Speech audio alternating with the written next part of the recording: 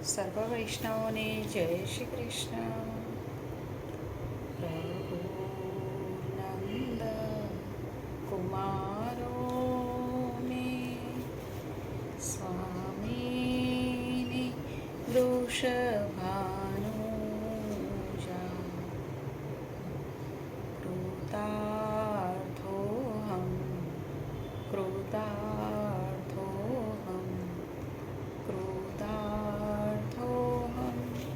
ન સંશય. ગોકુળના નંદબાબાના કુમાર શ્રી કૃષ્ણ મારા સ્વામી છે અને બરસાનાના વૃષભાનજીના પુત્રી શ્રી રાધિકાજી મારા સ્વામીની છે. તેથી જ હું કૃતાર્થ છું, કૃતાર્થ છું, કૃતાર્થ છું. તેમાં કોઈ સંશય કે શંકા નથી.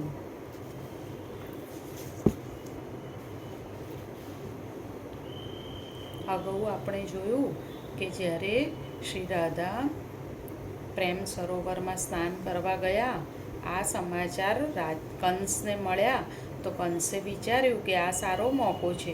એ સમયે ત્યાં બીજું કોઈ નહીં હોય એટલે ત્યાંથી હું એ કન્યાનું હરણ કરીને લઈ આવીશ. કંસ પોતાની સેના સાથે મથુરાથી નીકળ્યો. રાધાજીને સખીઓએ કહ્યું, રાધા, આપણે અહીં સ્નાન કરવા એકલા આવ્યા તો છીએ, પણ કોઈ પુરુષ આવી જશે તો અહીં છુપાવાની જગ્યા નથી, આપણે લજ્જિત થઈ જઈશું, શું કરીશું? રાધાજીએ કીધું, ચિંતા ન કરશો, એમ કરો એક લાકડી લાવો. રાધાજીએ લાકડીને પ્રેમ સરોવરના આખા વિસ્તારની ફરતે એ લાકડીથી એક લકીર બનાવી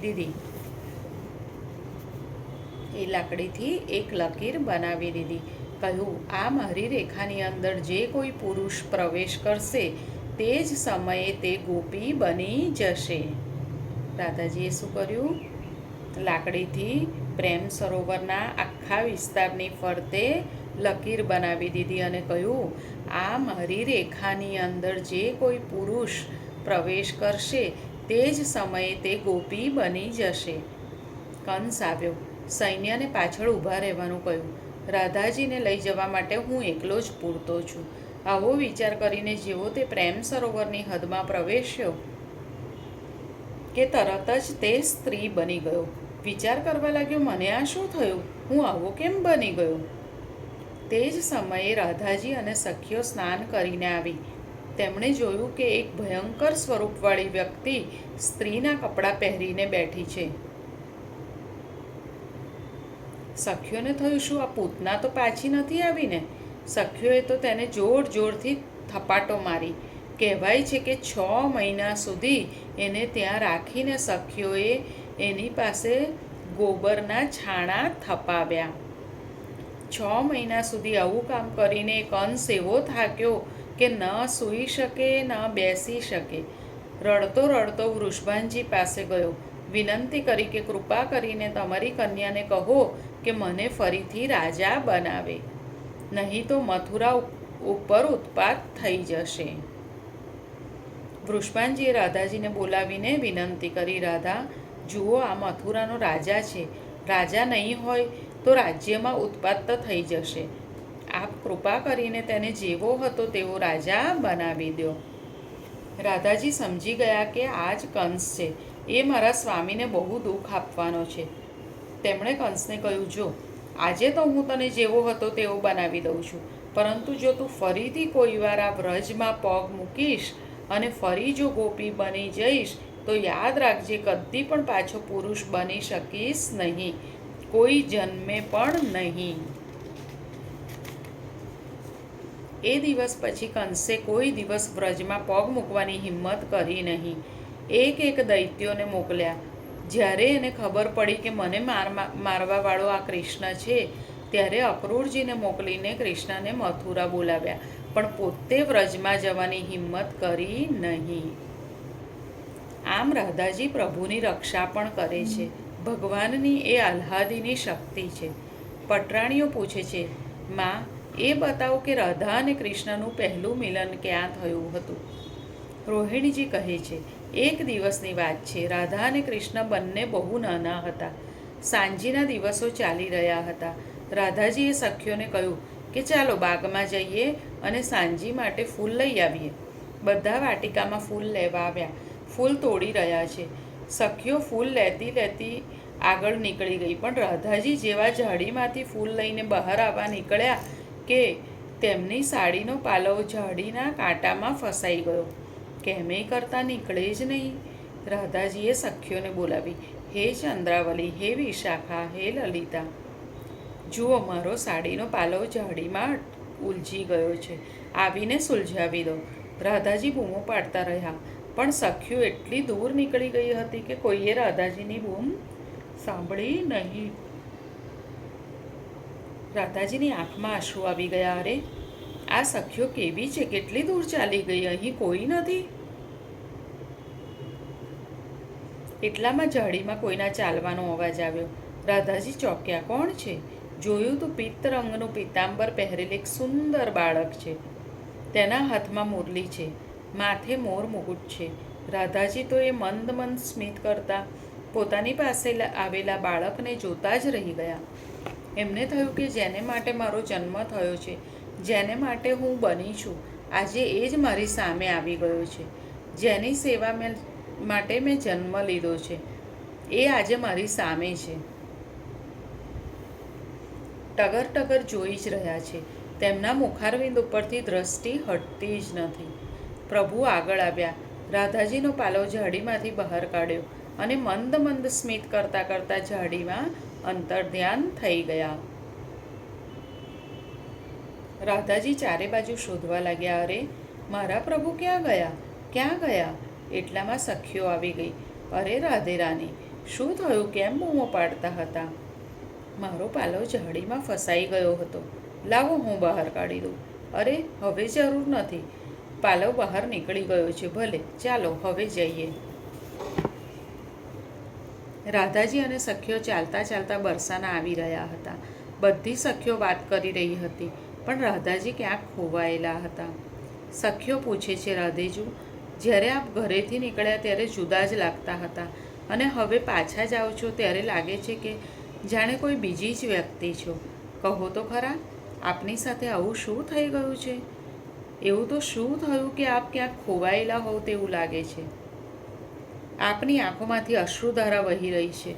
એવું લાગે છે કે આપ કોઈને યાદ કરી રહ્યા છો, કોઈનું ચિંતન કરી રહ્યા હોવ તેવું લાગે છે. શું થયું? શું હજી તમારો પાલવ ક્યાંક ઉલझी રહ્યો છે? आंचल तो सुलझ गया, लेकिन आंचल जिसने सुलझाया उसी में मेरा मन उलझ गया है. राधाजीए શું કહ્યું? आंचल तो सुलझ गया, लेकिन आंचल जिसने सुलझाया उसी में मेरा मन उलझ गया है. जो सावरे ने मेरा आंचल सुलझाया उसके स्वरूप से मेरा मन उलझ गया है. सखी, क्या कहूँ, मुझे चैन नहीं पड़ रहा. मैं वो सावरे को फिर से देखना चाहती हूँ. सखी, कोई उसे लेके आओ, मैं उसे मिलना चाहती हूँ. राधाजीए व्यथित हृदये કહ્યું. આમ કહેતા કહેતા રાધાજી વ્યગ્ર થઈ ગયા. પ્રભુ વિના રહી શકતા નથી. પળે પળે એમને યાદ કરી રહ્યા છે. પ્રભુના દર્શન કેવી રીતે થશે? સખીઓએ કહ્યું, રાધાજી, પ્રભુ ત્યાં બગીચામાં બિરાજે છે. એમ કરીએ આપણે ત્યાં ફરીથી ફૂલ તોડવા જઈએ. રાધાજી સંમત થયા. બધી ગોપીઓ રાધાજીને સંભાળીને બગીચામાં લઈ ગઈ. શ્યામ સુંદરના દર્શન કર્યા પછી એવી દશા થઈ ગઈ કે રાધાજીને ચેન પડતું નથી. જ્યારે બગીચામાં તેમની પહેલી મુલાકાત પ્રભુ સાથે થઈ ગઈ ત્યારે રાધાજીએ પ્રભુનું મન હરી લીધું અને પ્રભુએ રાધાજીનું મન હરી લીધું. બંનેને એવી પ્રીત થઈ ગઈ કે એકબીજાને જોયા વિના બંને જણ એક ક્ષણ પણ રહી ન શકે. બધી પટરાણીઓ સાંભળી રહી છે. રોહિણીજી કહી રહ્યા છે કે રાધા કૃષ્ણ વચ્ચે એવી પ્રીતિ થઈ ગઈ કે બંને જણ એકબીજા વગર રહી શકતા નથી. એક દિવસ રાધાજીએ તેમના મૈયાને પૂછ્યું, માં, मेरी मित्रता एक छोटे से बालक से हो गई है, क्या मैं उसके घर खेलने को जाऊं? પણ મૈયા એમને એકલા જવા દેતા નથી. સખીઓ વિચારે છે કે રાધાને કૃષ્ણને મળવાનો કેવો તાપ છે, પણ શું કરવું? જોત જોતામાં શીતકાલ આવ્યો. રાધાજી અંગીઠી પાસે બેઠા છે. પણ એમાં કોળસા બળી બળીને રાખ થઈ ગયા છે. કોઈએ કહ્યું, જુઓ, આ અગ્નિ બુઝાઈ ગયો છે. સખી કહે છે, ના ના, એને રાધાજીનો સ્પર્શ થયો છે. રાધાજીના હૃદયમાં પ્રભુને મળવાનો એવો તાપ છે કે એનાથી અગ્નિ પણ લજ્જિત થઈને બુઝાઈ ગયો છે. સખીઓએ વિચાર્યું, રાધાજીને આટલો તાપ છે તો આપણે કોઈ ઉપાય કરીને પ્રભુની પાસે લઈ જઈએ અથવા તો પ્રભુને અહીં લઈ આવીએ. પ્રભુની પણ એવી જ દશા થઈ ગઈ હતી કે રાધાજીના દર્શન વગર રહી શકતા ન હતા. વિચારતા હતા કે રાધાજીને મળવા કેવી રીતે જવું. ભગવાને વિચાર કરી ચૂડીવાળાનું રૂપ લીધું. ચૂડી વેચવાના બહાને ચાલતા ચાલતા બરસાના આવ્યા. રાધાજીના મહેલની બહાર આવીને ઊભા રહ્યા. માથે ટોપલામાં રંગબેરંગી ચૂડીઓ છે. કોઈએ પૂછ્યું, કોણ છો? કેમ આવ્યા છો? હું ચૂડીવાળો છું, નંદગામથી આવ્યો છું. તમારા રાધા રાણીને મારી આ ચૂડીઓ ખૂબ પસંદ છે. કાયમ તો એમની સખીઓ સાથે મારી પાસેથી લઈ જતી, પણ આજે હું સ્વયં તેમને ચૂડીઓ પહેરાવવા આવ્યો છું. આપ અંદર જઈને રાધા રાણીને એટલું કહી દો કે પેલો ચૂડીવાળો આવ્યો છે.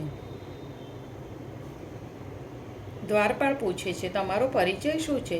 ક્યાંથી આવો છો? શું કામ કરો છો? અહીં કેમ આવ્યા છો? ચૂડીવાળો કહે છે, नंदगाम मेरा गाँव है, गैया चराना मेरा काम है.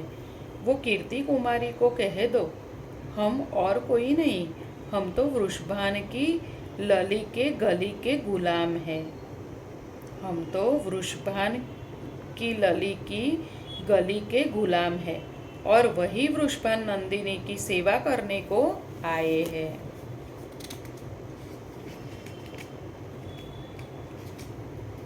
દ્વારપાળે રાધાજીને કહ્યું, એક નાનો બાળક ચૂડી વેચવા આવ્યો છે, તેને અંદર બોલાવો. રાધાજીએ કહ્યું. જેવો ચૂડીવાળો અંદર આવ્યો અને રાધાજીએ તેને જોયો તો ચૂડીવાળાના રૂપમાં પ્રભુના દર્શન કરીને રાધાજી પ્રસન્ન થઈ ગયા. કીર્તિજીને ખ્યાલ આવી ગયો કે આ ચૂડીવાળો બીજો કોઈ નહીં પરંતુ નંદનંદન છે અને રાધાજી સાથે ખેલવા માટે આવ્યો છે. ત્યારથી કીર્તિદાજી રાધાજીને ખેલવા માટે નંદભવનમાં જવા દેતા. એટલા જ માટે આપણા મંગળાથી શયન સુધીના સેવાક્રમમાં એક પણ સમય એવો નથી કે જેમાં રાધાજી ના હોય. ઠાકોરજી જગાવવાથી પોળતા સુધી રાધાજી વગર રહી શકતા નથી. આપણે ત્યાં સેવાક્રમમાં બે લીલાઓ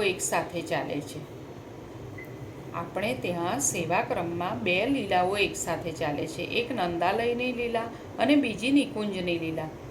જે સમયે યશોદા મૈયા પ્રભુને જગાવે એ જ સમયે રાધાજી પણ પ્રભુને જગાવે છે. રાધારાણી દરરોજ પોતાની સખીઓ સાથે ઠાકોરજીને જગાવવા માટે નંદભવનમાં જાય છે. એમનેમ જાય તો મૈયા એમની ચોરી પકડી પાડે એટલે કોઈ બહાનું કાઢીને જાય છે. કોઈવાર સખીઓને કહે, ગોપીઓ ચાલો આપણે શ્યામ સુંદરના દર્શન કરવા જઈએ. અરે રાધાજી, હજી તો સવારના 6 વાગ્યા છે. હમણાં જ તો સવાર થયું છે. આટલા વહેલા જઈશું તો યશોદા મૈયા શું વિચારશે?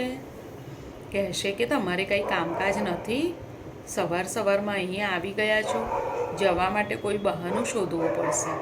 રાધાજી કહે છે, એમ કરો, યશોદા માને કહો કે જ્યારે જ્યારે પણ અમે શ્યામ સુંદરના દર્શન કરીને દહીં વેચવા જઈએ છીએ અને ત્યારે અમારું બધું દહીં વેચાઈ જાય છે.